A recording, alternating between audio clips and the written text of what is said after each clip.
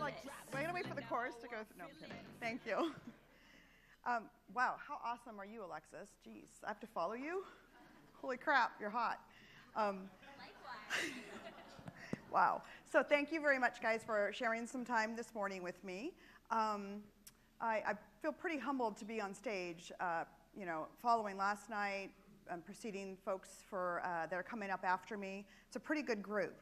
If you were here last night, one of the things I have to call out, because Tristan Walker, totally, I love him, great style, but he had a quote, I think it was a quote from one of his investors, that just got me really thinking. It's kind of what Zappos tries to do every day, is service their customer. And what I loved about what he said is, the quote, I think it was Ron Johnson, I don't know if he's here, but I think that's right. He said, optimize the experience for 99% of the people who do not buy. And I thought that was amazing. I love that because it speaks to what we're supposed to be doing. We're supposed to be servicing everybody, not just the people that give you money. Just take care of the world, and it'll come back if that's your goal.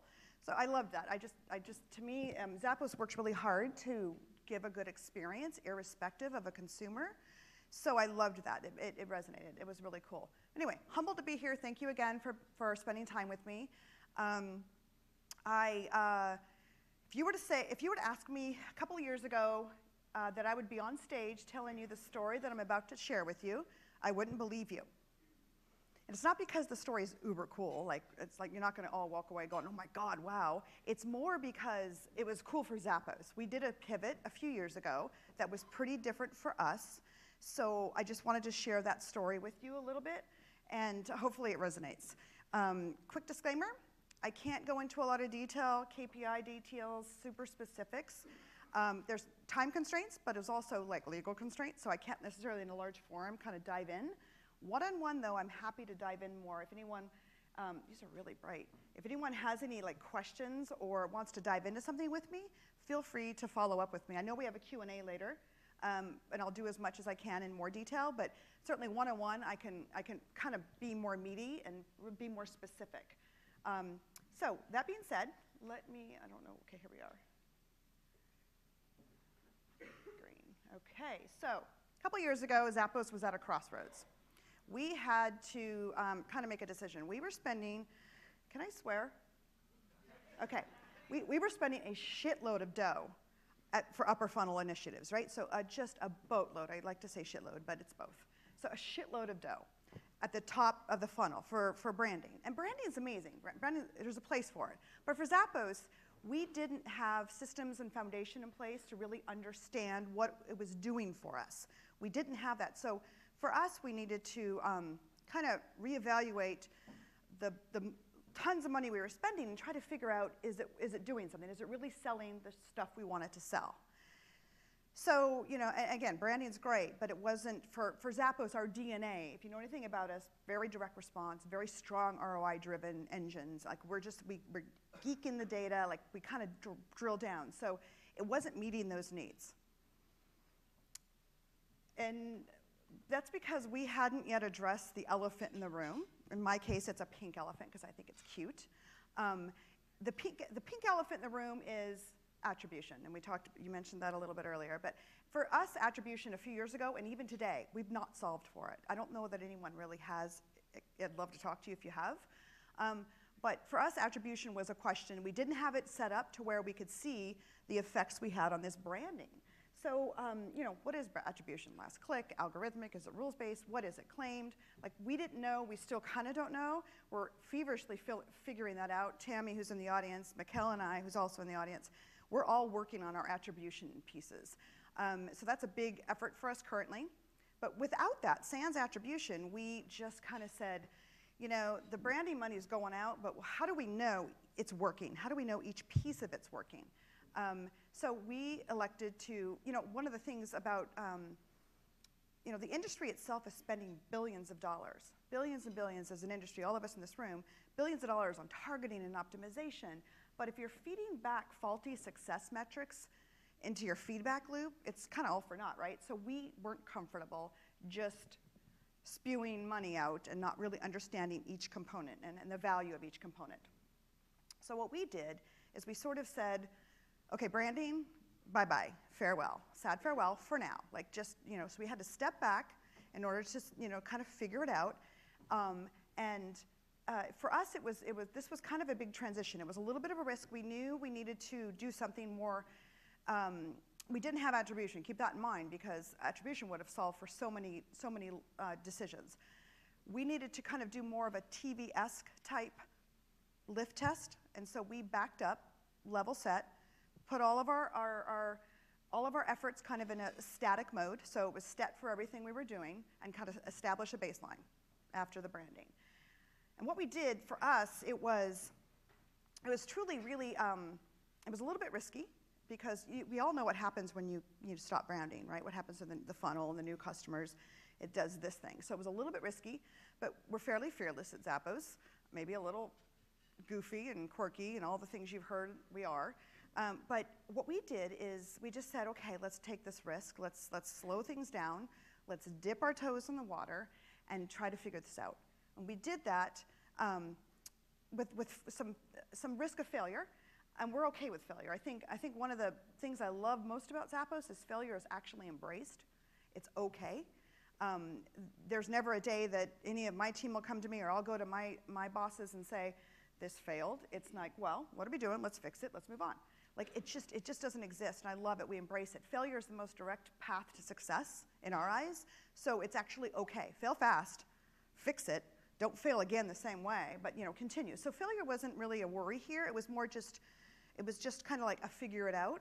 And so what we did is we went programmatic. And now we've been doing programmatic for a long time. Okay, we've been doing direct response programmatic, and let me tell you, I think everyone in this room, it's no stranger to the value of programmatic in terms of its scale and its sheer efficiency to reach audiences. And for us, it was reaching audiences. But now we wanted to do it not in a lower funnel DR way. We wanted to do it in a scream to the masses, but have that beautiful story and conversation with the individual. And that's what we wanted to do. So programmatic seemed to make sense for us. And so what we did is we kind of moved down that road. We set it up. The way we approached it was because it was kind of a lift test, right? So we needed to understand lift. We found a few regions, and regions could be DMA, it could be state, whatever, and it was a combination thereof, but it iterated through the year. So let's just call it regions. So we found some regions. These regions had to fit a few qualifications, right? So they had to be large enough to have the volume and be statistically valid so we could glean learnings quickly, or at least some learnings, and then iterate, and it had to have enough volume so we could work with it. It also had to be a region that under-indexed for our customer base. So we had to have the opportunity, and it was undersaturated, so we had a lot of opportunity. We had the size, and we had the under-indexing of our current customer base. So that was super exciting. So we found those regions, we identified it, our analytics team did, and then we needed to find, so those are the test groups, the control groups. We had to find control groups. So the control groups for us were those regions that were close enough with the same attributes, so large and under-indexed, but close enough to where any environmental impact, any socio impact, all these things would be the same for both regions, right? So what's going on in the Northeast, if that was one of our regions, the control region would be affected the same way. That was super important. So those, and then it had to be also, our test and control had to be far enough away from each other for bleed effect, right? And one of the examples, there's a slew of examples that our AA team come up with, but one of them is the bleed effect for commuter traffic. So somebody is in our test group, or our test group, and they're exposed, they go home and they buy. So that just skews. So if there's too much bleed, then you don't get a real true lift, because now we're just muddying the waters. So for us, they had to be also far enough apart, but close enough to meet all those other attributes. So we identified these and said, okay, now what do we do with these? So what we did, we did what most of us do. We did predictive segments, lookalike modeling in terms of our targeting. We did run of network. We did retargeting. So we tested all these different targeting tactics in these regions. And we did it, sometimes we did a 50, 25, 25. Sometimes we stopped, paused, level set, launched 100% predictive, and Tammy can dive into this more. She's the one that really ran the program.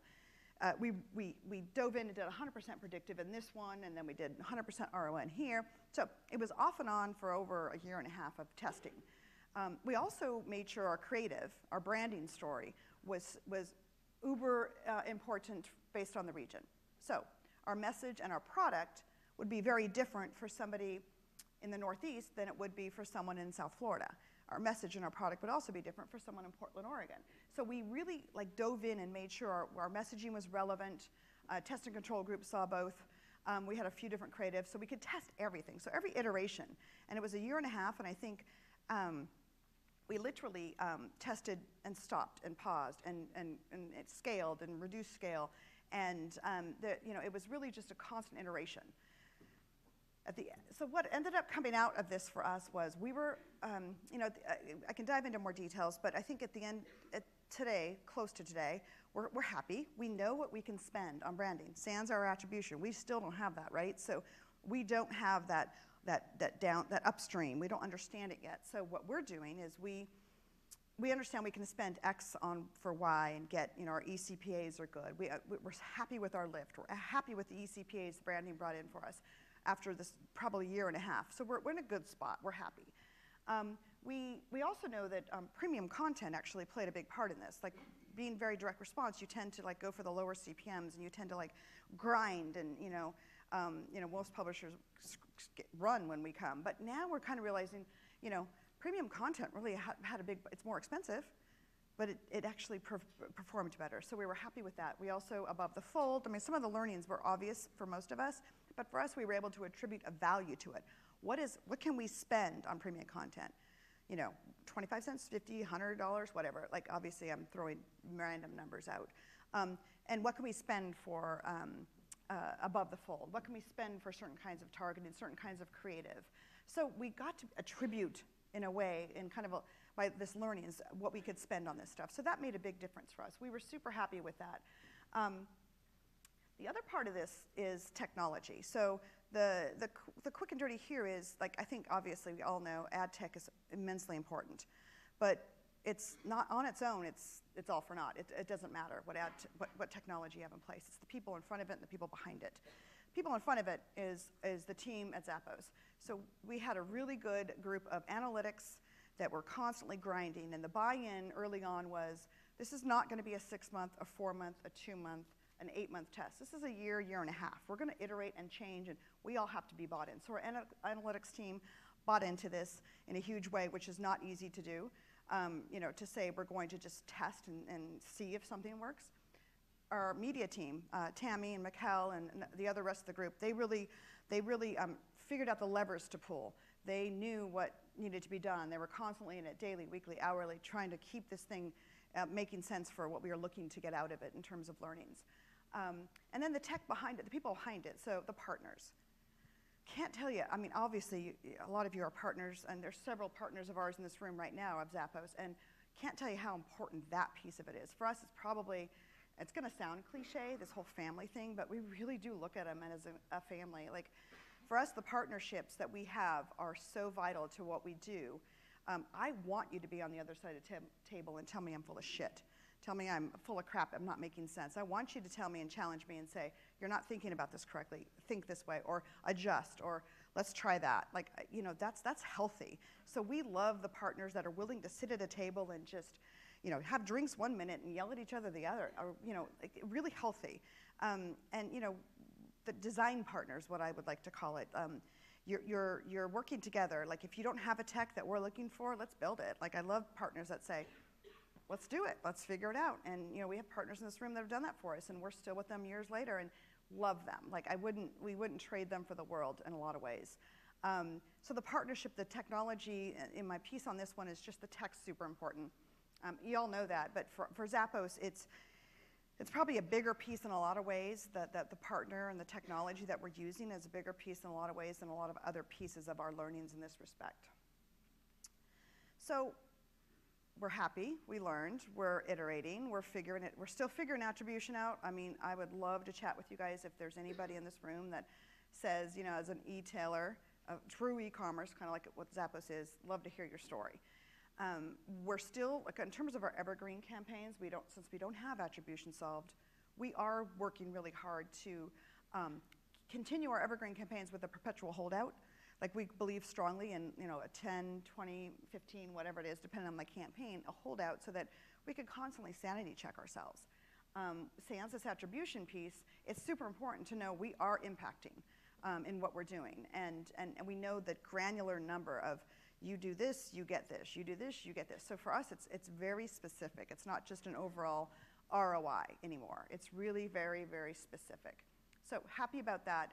And honestly, I think going forward, 2015 for us, I would say our goal this year for Zappos is different and disruptive. So we need different shit. We need to do different things. We can't keep doing the same thing. And we need to be disruptive. We need to just mess up the whole spot, the whole space, whatever that space is. And so hopefully maybe a year from now I can come back and tell you some stories about this different and disrupt goal we have this year. And we're taking our engineering team, which is hundreds, and we're putting 80%, which was usually 80% on our tech. Now that 80% is moving away. Now we're 20% is going to keep the lights on. 80% of these technology guys, the really smart people, are going to be focused on being disruptive and differentiators. So super excited about the stuff we're going to have come out this year. So hopefully it's something I can talk about, and I can come back up here, or we can just talk one-on-one later, and I can share some cool stories. But that's the goal for us, is to be very different and disruptive in all spaces, offline, online, product, merch, everything. And I'll tell you, I think coming to events like this for me is super vital because I get to find that different and disruptive. I get to chat with folks. And I love listening to people that are uber smarter than me get up here and talk. So for me, it's super humbling to be here. Thank you very much. And I hope we all get something out of it.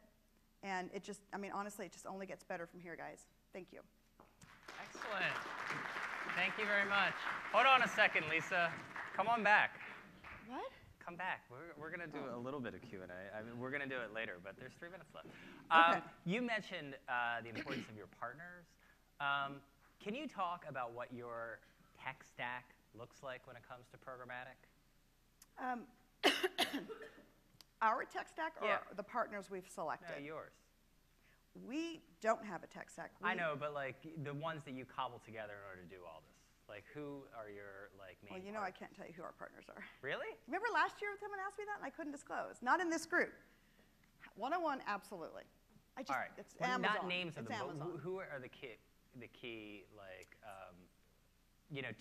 to getting to this attribution, what are the key pieces that you have to bring together without using the names of the specific partners? Sure. So if we're talking right now, our company is very click-based, right? So for search, it's easy. They get the credit. They're always going to get the credit. So for the social and the display areas, any of that stuff, we're not going to see it. So for us, it's trying to prove that value and try to find that partner who's going to be able to show us a display and show us that downstream traffic, all of our influences.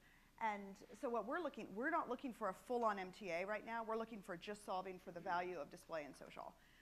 And even if it's just a CVS file, CSV file. Walgreens is mad. Right. Sorry. If you're from Walgreens, my bad.